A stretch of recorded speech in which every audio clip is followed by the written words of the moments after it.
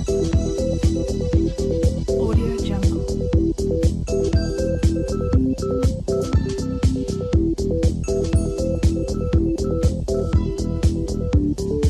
Audio Jungle.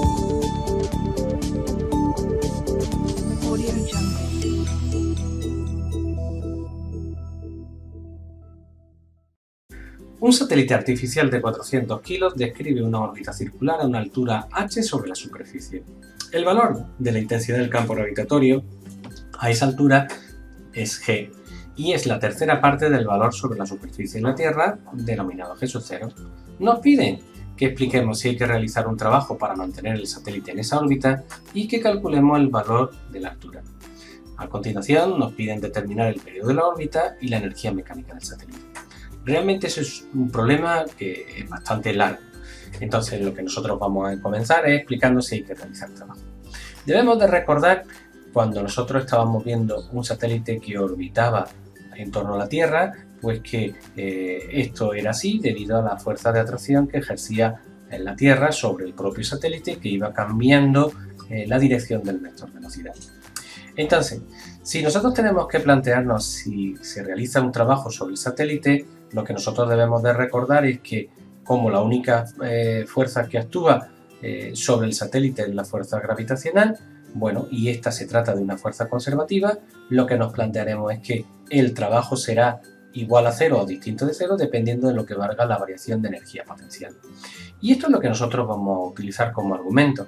Fijaros que tenemos que decidir si el trabajo es nulo y vamos a utilizar dos razones. Uno, mientras se mantiene en la órbita, el satélite no cambia de posición y por lo tanto su energía potencial no cambia.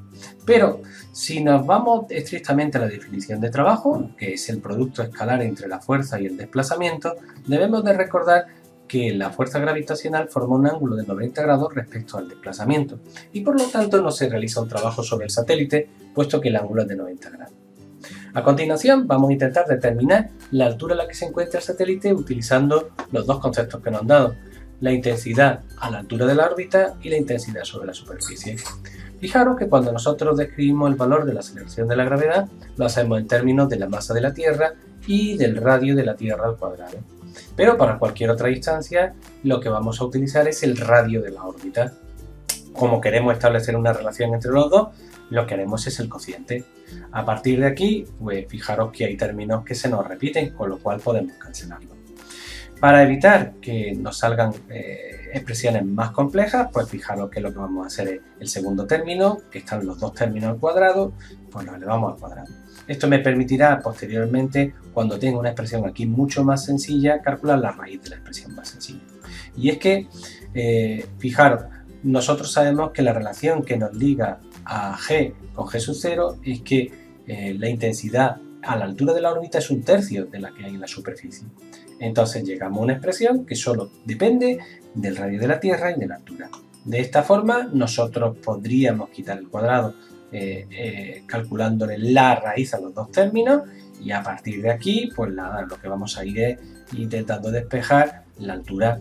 De esta forma llegamos a una expresión en la que la altura depende directamente del radio de la Tierra y va a ser raíz de 3 menos 1.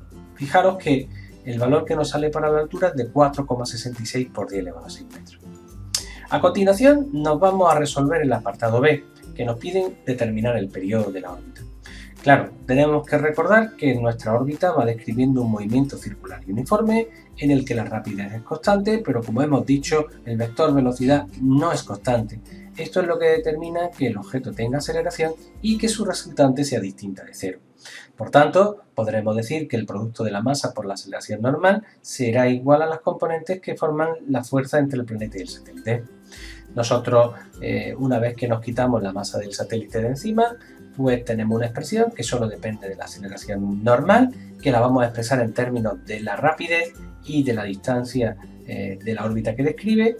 De esta forma llegamos a una expresión en la cual, como podéis ver, la velocidad orbital que tiene el satélite, que en este caso es rapidez, solo depende de la masa y de la distancia a la que se encuentre. Obviamente esta velocidad orbital ya podríamos calcularla puesto que hemos determinado la altura a la que se encuentra el satélite, ¿vale? Pero a lo que nosotros nos piden es que determinemos el periodo de la órbita. Debemos de recordar que el periodo es el tiempo que tarda en dar una vuelta completa. Obviamente, el tiempo que tarda es el tiempo que tarda en recorrer el espacio completo, que es la longitud de una órbita. Entonces, nosotros vamos a establecer una relación bastante elegante en el que, fijaros, la intensidad en ese momento, como hemos visto anteriormente, es el producto de la constante de gravitación por la masa de la Tierra y por el radio orbital. Pero si nosotros, como podéis ver aquí, una de las dos radios orbitales al estar al cuadrado no lo llevamos con la intensidad del campo gravitatorio, como veis, nos estaríamos dejándolo todo en términos de la velocidad orbital. ¿Por qué hacemos esto así? Bien, porque fijaros, cuando nosotros tenemos que hablar de velocidad orbital, estamos hablando de espacio recorrido por unidad de tiempo. Y el espacio recorrido es la longitud de la órbita y el tiempo, en este caso, es el periodo. Esto nos permite despejar el periodo en términos de la velocidad orbital, que podríamos haberlo hecho de forma numérica y también perfectamente habría servido para resolver el problema.